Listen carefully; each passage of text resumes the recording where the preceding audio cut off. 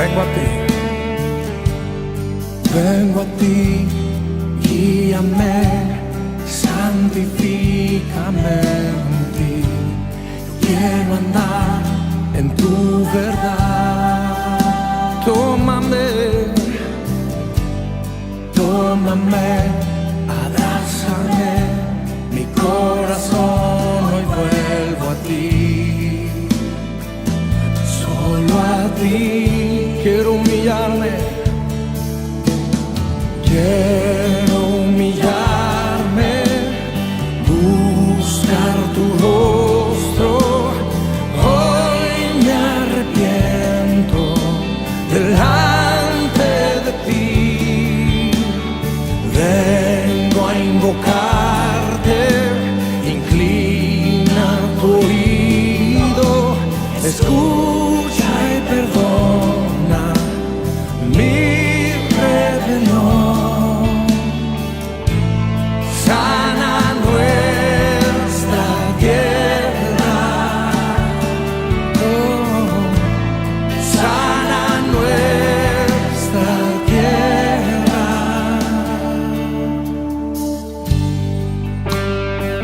Oh Señor, hazlo.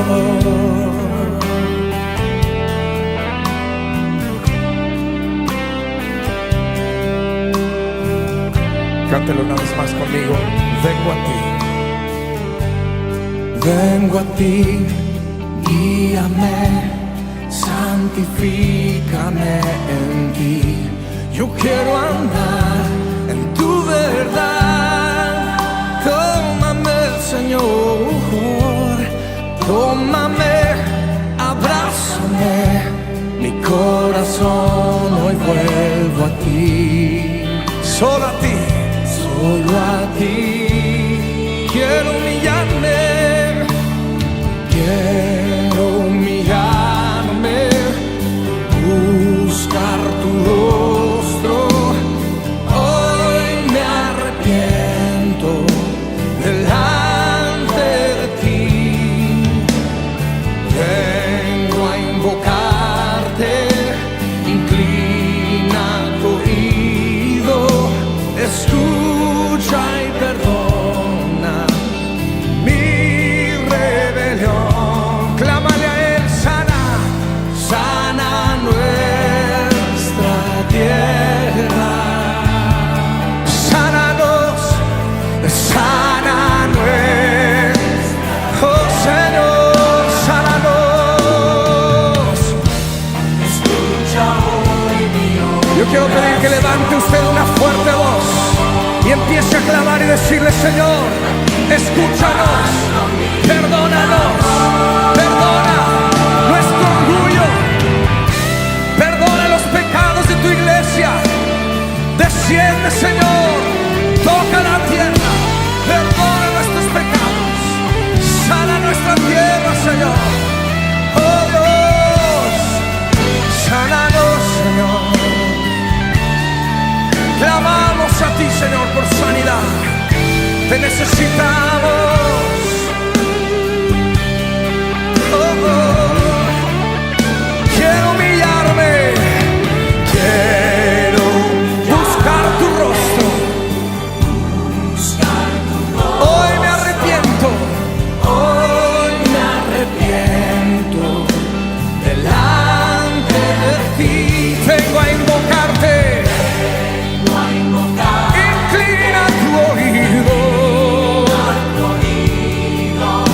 Escucha y perdona mi rebelión. Sana, sana nuestra tierra, Señor, sana nuestra tierra. Oh, clámale fuerte. Sana nuestra tierra. Sánanos, Señor, sana nuestra tierra, que nos oigan hasta el cielo. Sana nuestra tierra, oh Señor, sana nuestra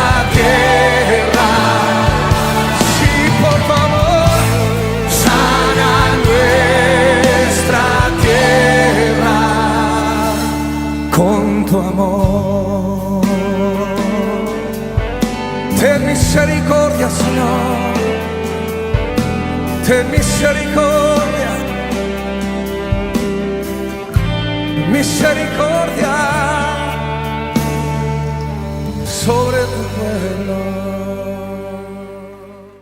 La palabra del Señor fue leída, pero le daré lectura de nuevo al pasaje de Segunda de Timoteo, capítulo 4, del versículo 1 al 8, se leyó recién, y ahí está proyectado el título de la reflexión de la palabra de esta mañana: un encargo urgente.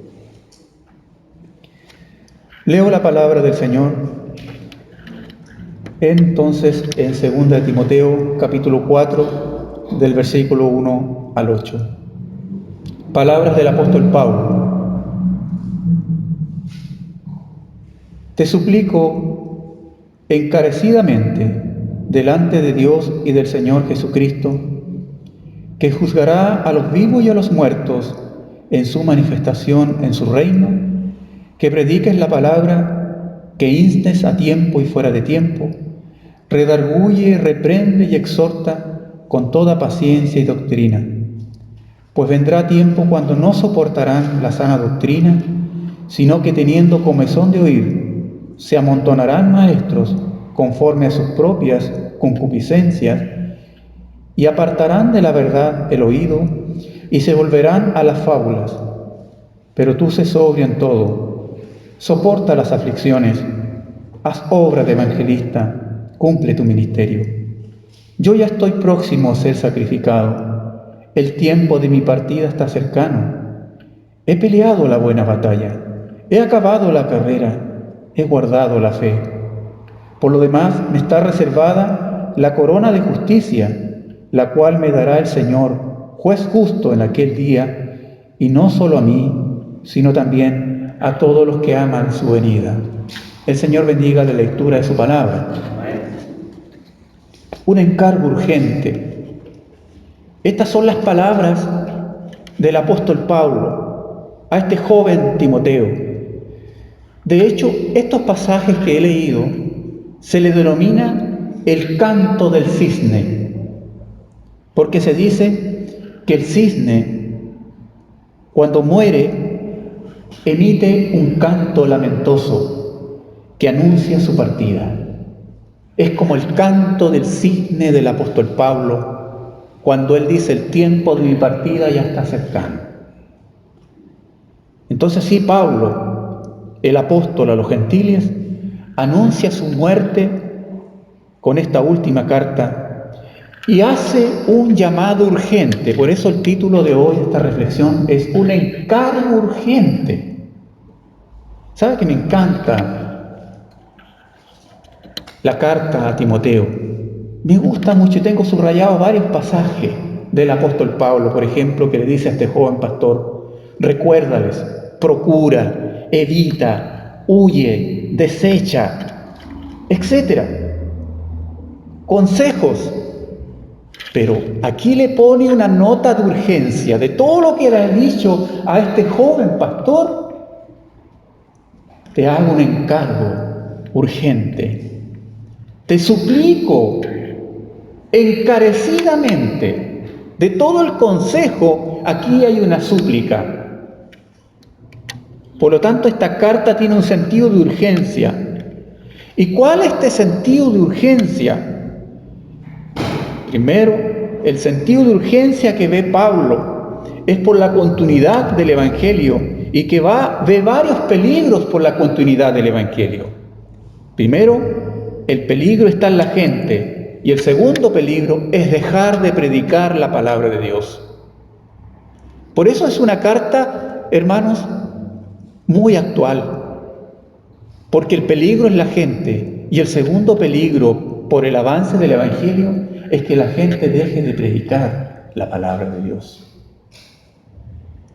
Pablo sabe entonces que su muerte está próxima y sigue preocupado porque está observando la apostasía dentro de la congregación, que la apostasía va creciendo y que la gente de los creyentes se están desviando de la fe y se están ocupando en otras cosas de carácter secular. Y eso lo podía ver él mismo dentro de la comunidad de fe.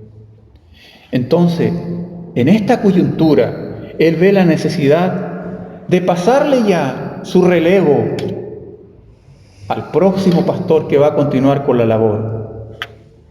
Por lo tanto, vemos esta palabra, encargo, un encargo solemne. Y fíjese que, si bien es cierto, en todo el pasaje, él se refiere a Timoteo en una forma familiar, él le hace este encargo: te encarezco. Y fíjese que la palabra te encarezco viene de una palabra griega que en el diccionario, ahí usted puede ver, en el griego, diamarturomai, que significa primariamente testificar exhaustivamente, dar solemne testimonio. El significado te encarezco. Lo que está diciendo Pablo a este joven pastor, testifica exhaustivamente, da solemnemente testimonio. Y fíjese a un detalle más importante lo que dice Stott al respecto. Stott dice: el verbo diamartiromai tiene conexiones legales y puede significar declarar bajo juramento en un tribunal de justicia o hacer un llamado solemne a un testigo para que lo haga. Mire el encargo que le hace él. Un encargo solemne. Es como él estuviera que declarar juramento, donde el apóstol llama nada menos, mira este encargo porque le pone una firma, porque a veces la correspondencia que nos llega a nosotros, la importancia de la correspondencia que nos llega a nosotros va a depender de quién viene. ¿Quién nos envió la carta? A ver, cuando vamos a la correspondencia, bueno, Falabella, La Polar, qué sé yo, ITES, o cuando es del esposo o la esposa, urgencia. Si es de la esposa, urgente. La carta se abre al tiro. Hermanos, mire lo que dice Pablo. No solamente hace una súplica encarecidamente, sino que le pone la firma. Dice: te suplico encarecidamente, ¿delante de quién? Delante de Dios y del Señor Jesucristo. ¡Wow! Le puso la firma delante de Dios y del Señor Jesucristo. Y máxima le hace este encargo a este joven porque le dice que juzgará a los vivos y a los muertos en su manifestación y en su reino.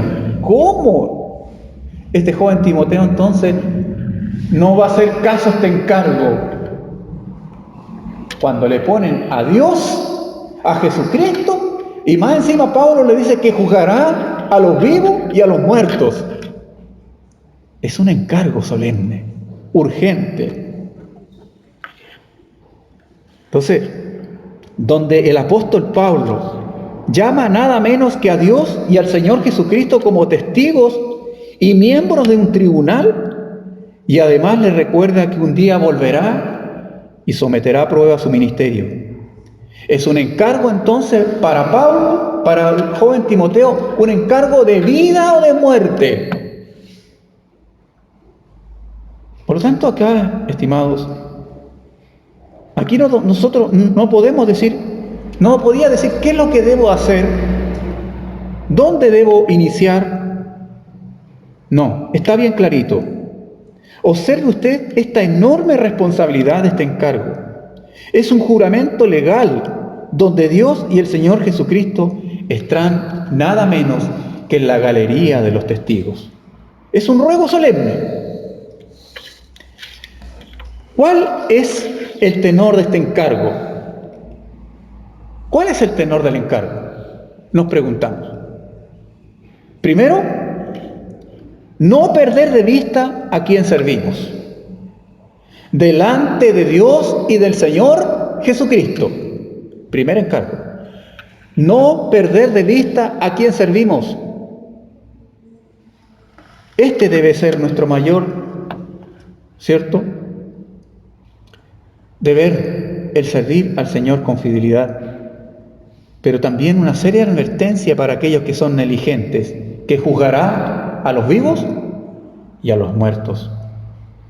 Nuestra primera responsabilidad es con el Señor y luego con las personas. Ese es el orden. Jesús es el fundamento. Muchas veces olvidamos de esto y nos desmoronamos muchas veces en la fe. Nosotros no debemos servir para el aplauso o para el reconocimiento humano, porque todo lo humano es temporal. ¿Cuál es el tenor del encargo? Entonces, no perder de vista a quién servimos. Y segundo, no perder de vista el retorno de nuestro Señor Jesucristo. Parece que se nos ha olvidado esto, que juzgará a los vivos y a los muertos, él dice. ¿Cuándo? En la manifestación de su reino. Hermanos, parece que hemos perdido esto, el retorno de nuestro Señor Jesucristo. El retorno a nuestro Señor Jesucristo no es una teología pasada de moda o parte de la teología de la Iglesia Adventista. Es una realidad. Sin importar la postura que usted tenga, la venida de Cristo es una realidad. La esperanza de su venida es lo que permitió que se mantuvieran firmes en la fe los héroes que están en el libro de Hebreos capítulo 11. Ellos se mantuvieron firmes en su fe, en sus convicciones, aunque dice la Biblia, no recibieron lo prometido. ¿Pero por qué se mantuvieron firmes? ¿Por qué? Por la venida, por la esperanza de la venida del Señor. De hecho, Juan en Apocalipsis 22:20 dice, amén. Ven, Señor Jesús. Mientras la chusma estaba enfurecida con Esteban por el mensaje que él había predicado, él estaba lleno del Espíritu Santo y con los ojos puestos en el cielo, viendo la gloria de Dios y al Hijo de Dios que estaba a la diestra del Padre. No debemos olvidar esto, de la venida del Señor. El retorno de Cristo es lo que ha alentado a muchos cristianos en sus celdas a causa de su fe. Es lo que lo ha mantenido viva la esperanza. El retorno de Cristo nos alienta y nos pone en pie en las duras batallas y nos renueva cuando sufrimos los desgastes del combate. Fíjese que Pablo ya había tenido 30 años de ministerio y dice que sus días están por terminar y él sigue creyendo en la venida del Señor. ¿Cuál, entonces, era el contenido de este encargo? El contenido del encargo. Ahora sigamos más adelante en el versículo 2. ¿Cuál es ese encargo tan solemne delante de Dios y del Señor Jesucristo? ¿Cuál es el encargo, hermanos? Que prediques la palabra. Que prediques la palabra. Ese es el encargo. Pablo hace esa presentación. Que prediques la palabra. La palabra. Y hace referencia él en muchas oportunidades respecto a la palabra. Por ejemplo, no te avergüences de dar testimonio de nuestro Señor, dice Pablo.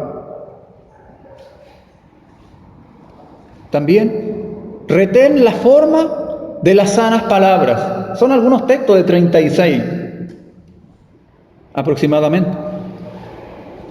Lo que has oído de mí ante muchos testigos, esto encarga a hombres fieles. Usa bien la palabra de verdad. Y este pasaje es tan conocido por los cristianos. Toda la Escritura es inspirada por Dios. Que prediques la palabra. Se cuenta que había un clérigo en una iglesia de Inglaterra que fue gloriosamente salvado. Y cuando Jesús, cuando empezó a predicar el Evangelio en su parroquia, todos fueron salvos. Entonces empezó a predicar en otras parroquias vecinas. Y los otros clérigos estaban confundidos por la predicación de este hombre. Entonces le pidieron al obispo que detuviera a ese hombre que predicaba la palabra por todo lugar. Cuando el obispo lo confrontó, le dijo: he escuchado que usted siempre está predicando y parece que usted no tiene nada más que hacer. El hombre que se había convertido al Evangelio contestó: bueno, señor obispo, solo predico durante 2 temporadas del año. El obispo le dijo: me parece muy bien. ¿Pero cuáles son esas 2 temporadas? Él le dijo: a tiempo y afuera de tiempo. El pasaje dice, ¿cierto?, que prediques la palabra, que instes a tiempo y afuera de tiempo. Cuando creamos que es tiempo, predica la palabra. Cuando creamos que no es tiempo, predica la palabra. Y él dice más adelante: redarguye, reprende, exhorta con toda paciencia y doctrina. La palabra reprender indica corregir, amonestar. Incluso algunos tienen la idea de que la palabra significa amenazar. El verbo exhortar significa consolar. Y con frecuencia los creyentes necesitan ser consolados con la palabra, ¿no? La palabra le ha consolado en muchas oportunidades. La palabra dice que debemos hacerlo con toda paciencia. Y de hecho, la palabra paciencia, ahí está, viene de una palabra griega, macotromía, que describe el espíritu que nunca se irrita. Paciencia, el espíritu que nunca se irrita, nunca se desespera y nunca considera a nadie incapaz de salvarse.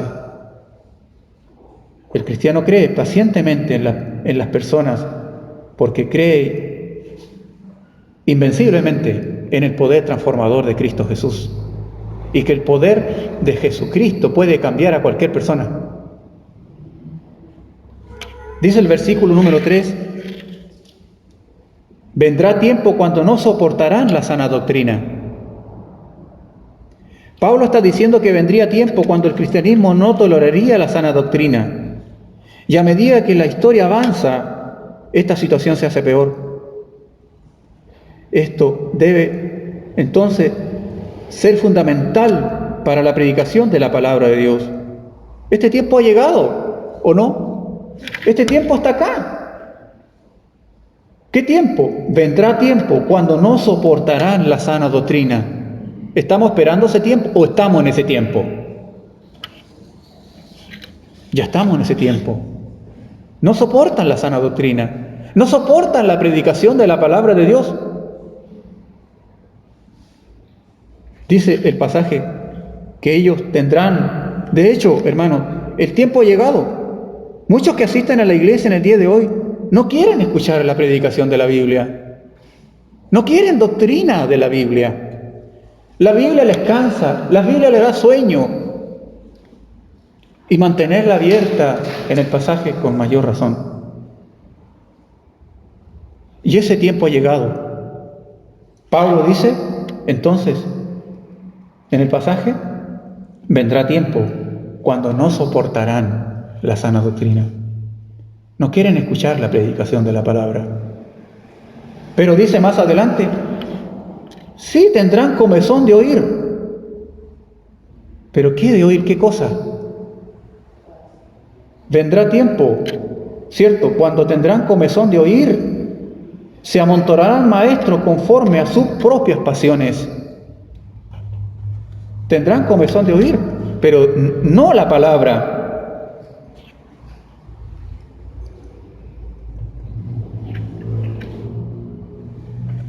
Comezón de oír.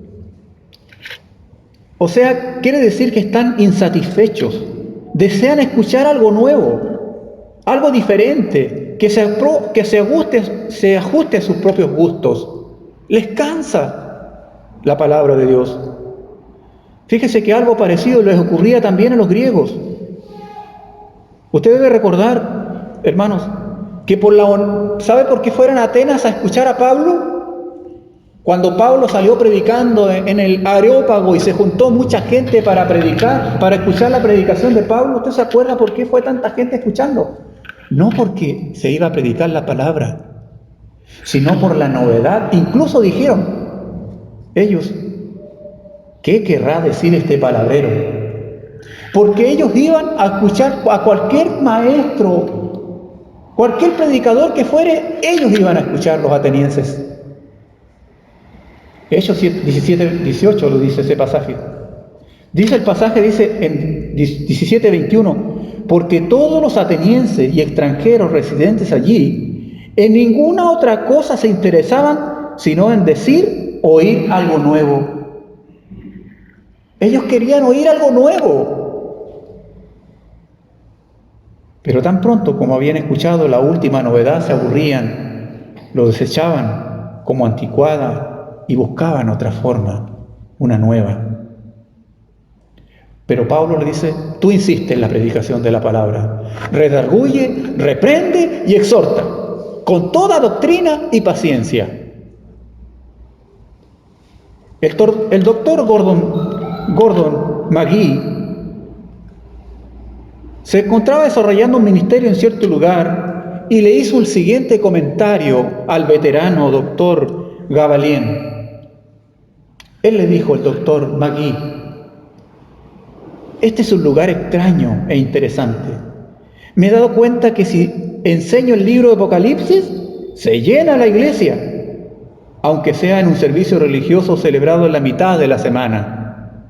Pero si comienzo a enseñar la epístola a los romanos, dicho estudio puede dejar la iglesia prácticamente vacía.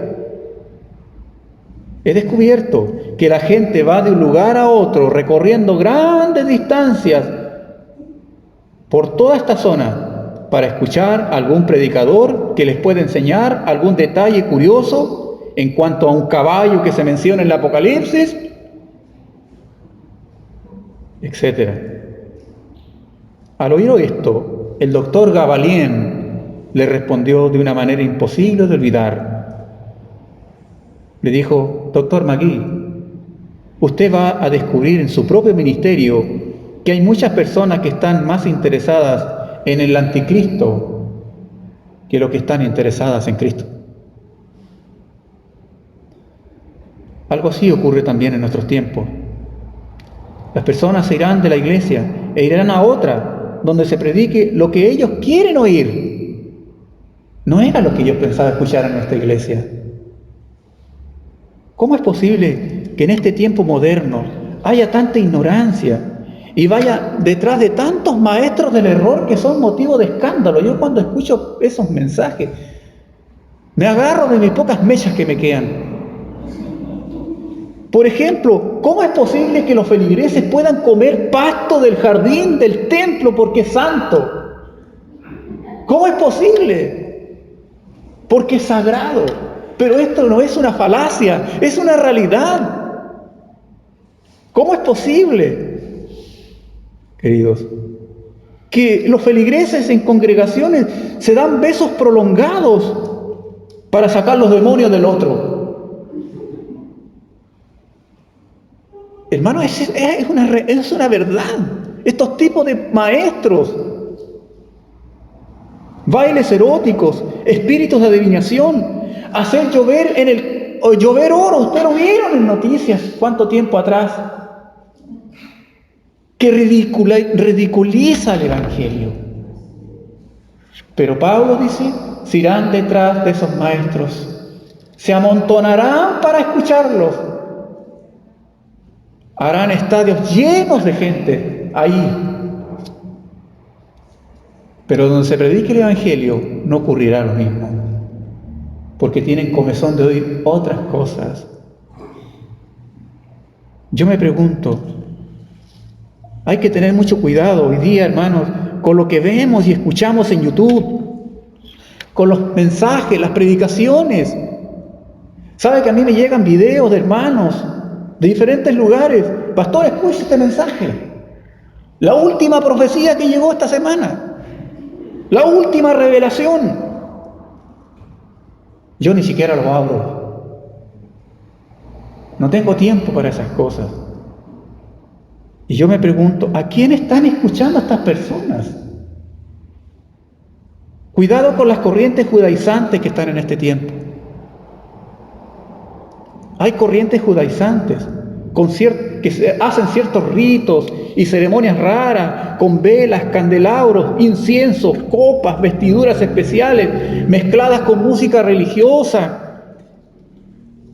Sin embargo, todo aquello que se aparta de la palabra del Evangelio nunca dejará satisfecho al hombre.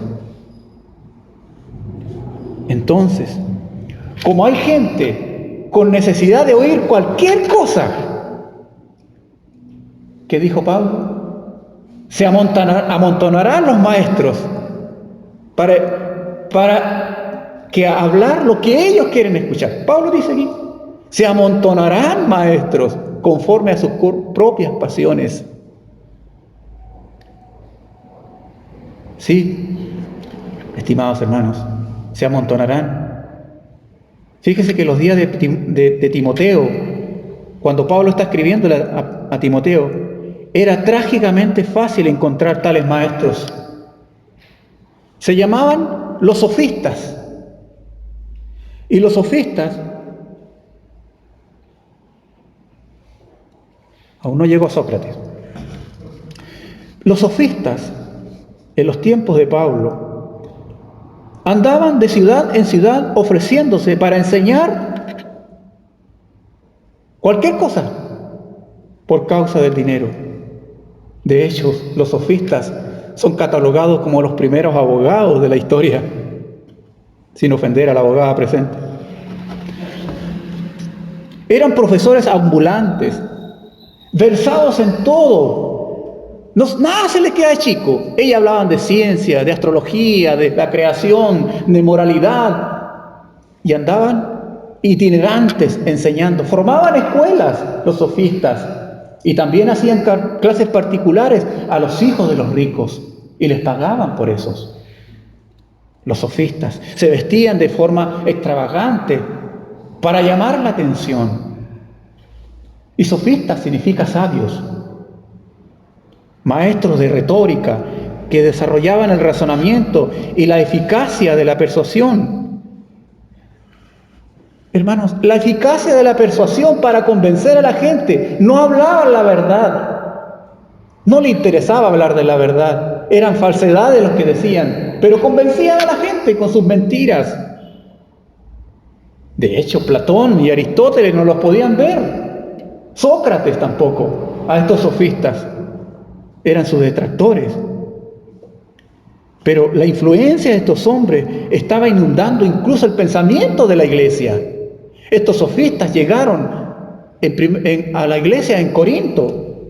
Influenciaron ahí con su pensamiento. Por eso Pablo salió en defensa y dijo él, soy de Pablo, soy de Cefas, soy de Apolo. ¿Por qué? Porque provocaron división en la iglesia. Y estos eran elocuentes. Les gustaba entonces cómo hablaban. Entonces se empezó a dividir la iglesia. Ustedes recuerdan quién era Apolo, ¿cierto? Apolo era un hombre elocuente, versado, pero no tenía conocimiento respecto a la resurrección del Señor. Algunos se sentían atraídos por la retórica de ellos y iban detrás del predicador favorito. No, a mí me gusta como predica Apolos. A mí me gusta como predica Cefas. Y otros decían, no, mejor que predique el predicador Pablo este domingo. Dios quiera que no sea así en la iglesia, queridos hermanos. Dios quiera que no sea así. ¿Hay sofismo hoy día? Sí. Utilizan los recursos del discurso. Hay motivadores profesionales. La palabra fue usada como un instrumento de manipulación y dominio, y no como una forma de comunicar la verdad. Los sofistas aparecieron cuando los fundamentos morales, intelectuales y religiosos se estaban tambaleando. Según ellos no existía la verdad absoluta. Hoy en día el relativismo está de moda. Los sofistas han salido por todos lados. Se han introducido en las escuelas, en las poblaciones, en las asambleas. Nos han metido el dedo en la boca a los sofistas con su elocuencia y después nos hemos dado cuenta. Se han burlado de Dios. Ellos hablaban cualquier cosa, cualquier palabra. Es por eso que Pablo les dice: te encarezco delante de Dios y del Señor Jesucristo, que juzgará a los vivos y a los muertos. ¿Qué cosa? Que prediques la palabra.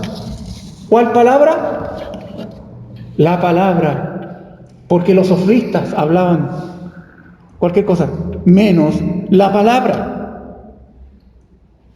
Por eso el encargo solemne de Pablo, estimados hermanos.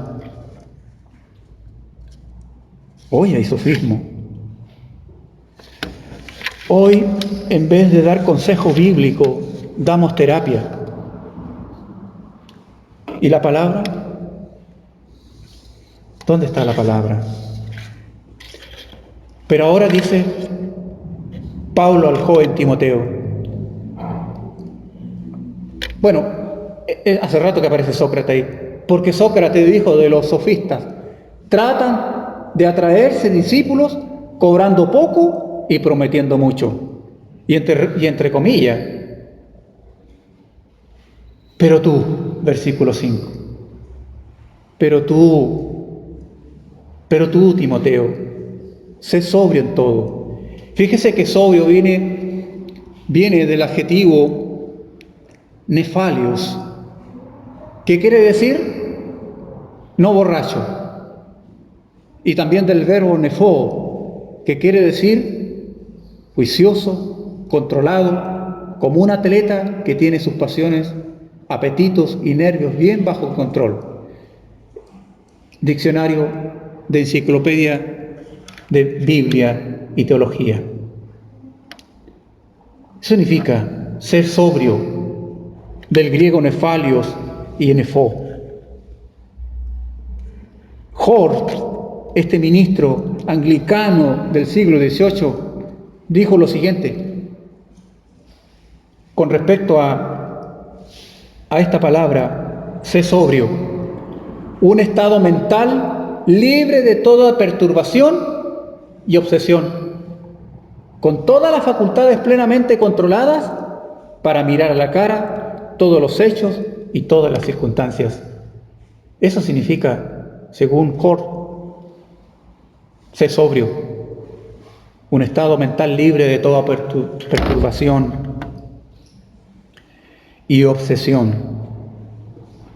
Pablo el anciano, entonces, el luchador, está despojándose de sus armas para que las tome Timoteo.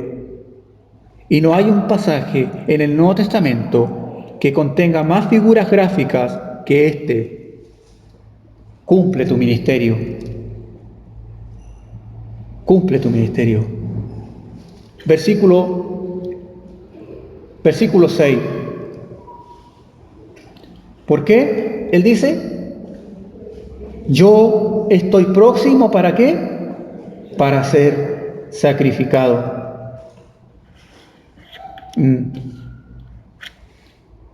La palabra que usa para sacrificado es el verbo spendestai, que quiere decir literalmente derramar como libación a los dioses. Mire lo que dice la palabra. Fíjese que todas las comidas romanas terminaban con una especie de sacrificio. ¿Por qué? Cuando los los romanos terminaban de comer, ellos vaciaban cierto vino como para los dioses en sus comidas. Es como si Pablo estuviera diciendo: el día ha terminado, es hora de levantarse y partir, y mi vida debe ser derramada como un sacrificio. Versículo 6 dice: el tiempo de mi partida está cercano, o sea, ha llegado. También podemos ver que partida viene de una palabra griega, análisis, que es una palabra muy gráfica, porque la palabra griega, análisis, tiempo de mi partida que está cercano, tiene varias imágenes. Por ejemplo, una de ellas, tiempo de mi partida significa como desatar a un animal de su yugo después de un día de arduo trabajo. Se desató al animal y su tiempo de su partida, de un día de trabajo agitado, se va al descanso. El tiempo de mi partida está cercano. La muerte era para Pablo entonces como un descanso del trabajo.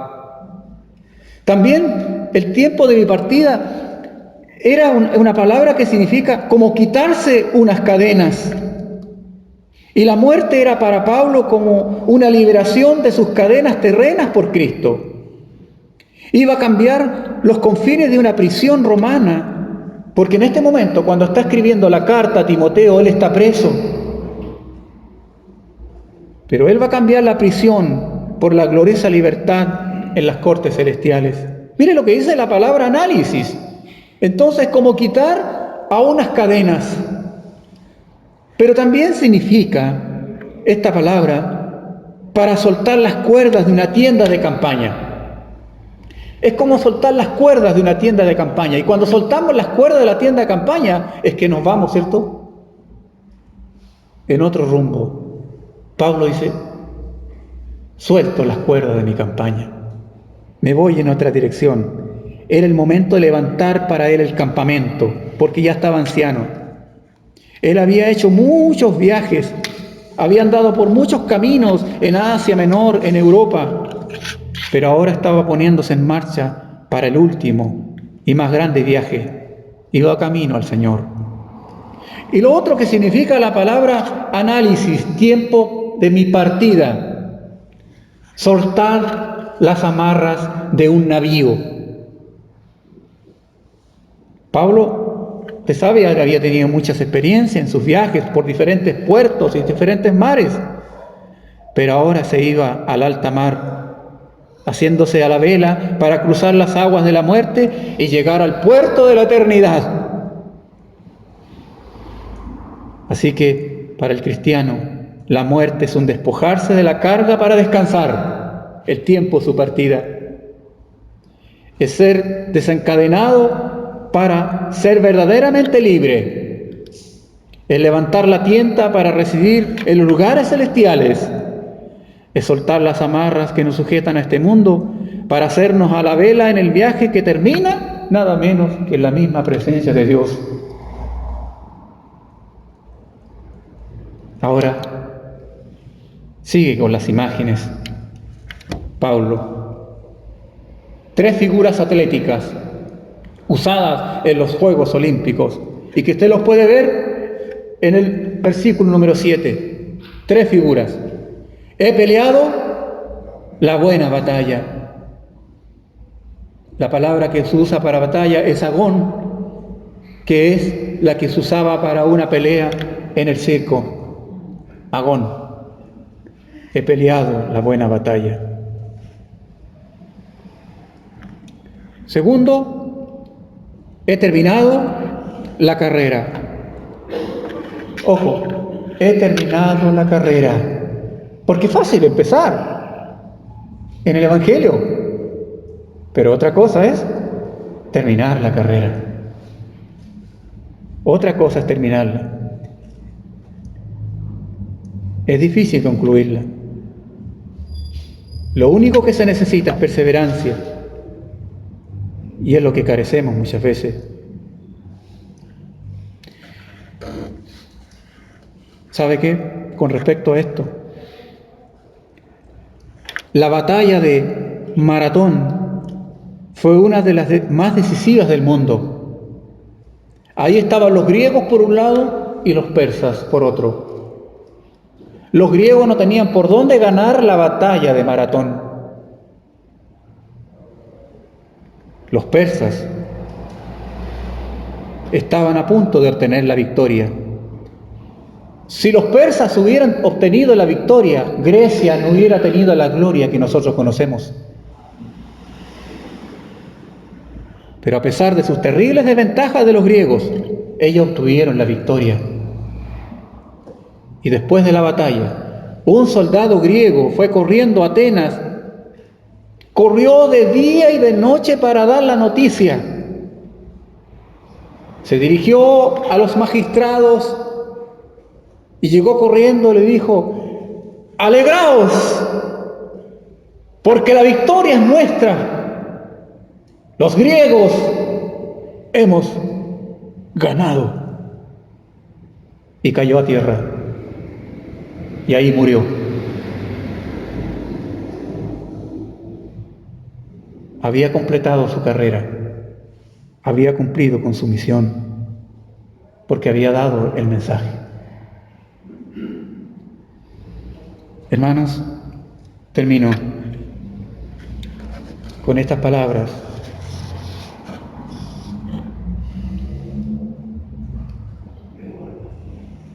Este es el encargo solemne para nosotros, un encargo urgente. Pablo ha muerto, Timoteo también, y una cadena incontable de gente en su momento y en su generación tomaron su ministerio con responsabilidad y libertad. Hoy nosotros estamos aquí en este tiempo y tenemos la labor de llevar adelante este encargo, de llevar la palabra, no nuestras ideas, sino el Evangelio, la verdad. Los sofistas cristianos deben estar presentes en la comunidad, estar presentes en la junta de vecinos, en los barrios, presentes como servidores públicos, en las reuniones de apoderados, en las entidades sociales, influenciar los sofistas cristianos. La tarea es definitiva y somos retados a continuar con este encargo solemne, nunca olvidarlo, porque no debemos perder de vista, como dijimos al empezar, a quién servimos. No servimos al hombre, servimos a Dios. Y hermanos, una de las cosas que debe motivarnos es no olvidar el pronto retorno de nuestro Señor Jesucristo. ¿Lo cree? Por lo tanto, Pablo, un tremendo siervo que anima en todas sus formas a sus discípulos,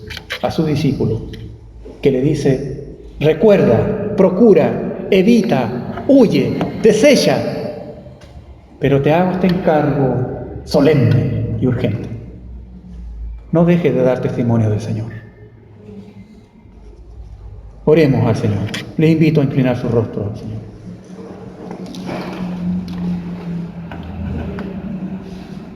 Soberano Señor, gracias por la palabra, gracias por el Evangelio.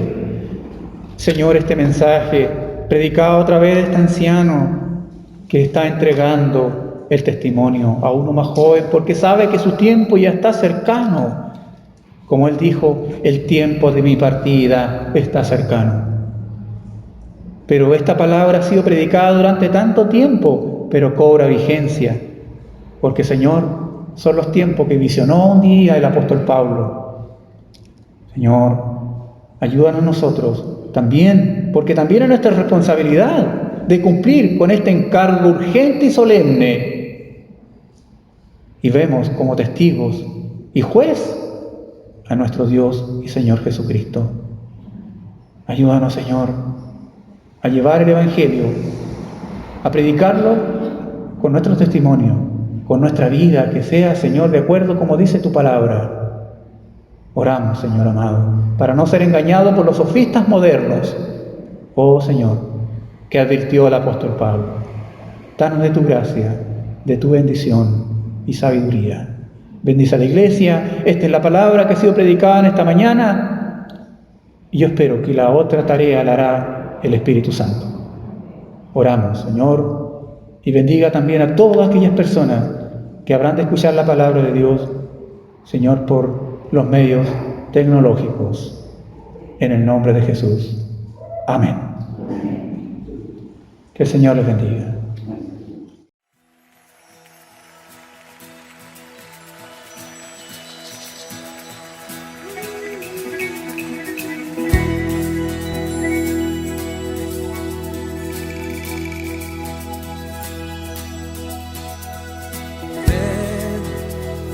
Es hora de adorarle. Ven, abre tu corazón a Él. Ven, ante su trono estamos. Ven, ante la majestad de Dios.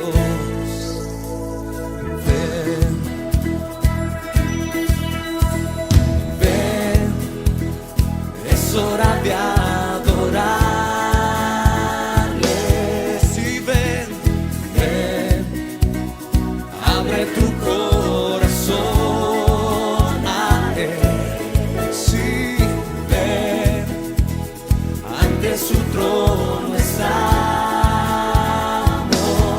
Ven, ven, ante la majestad de Dios.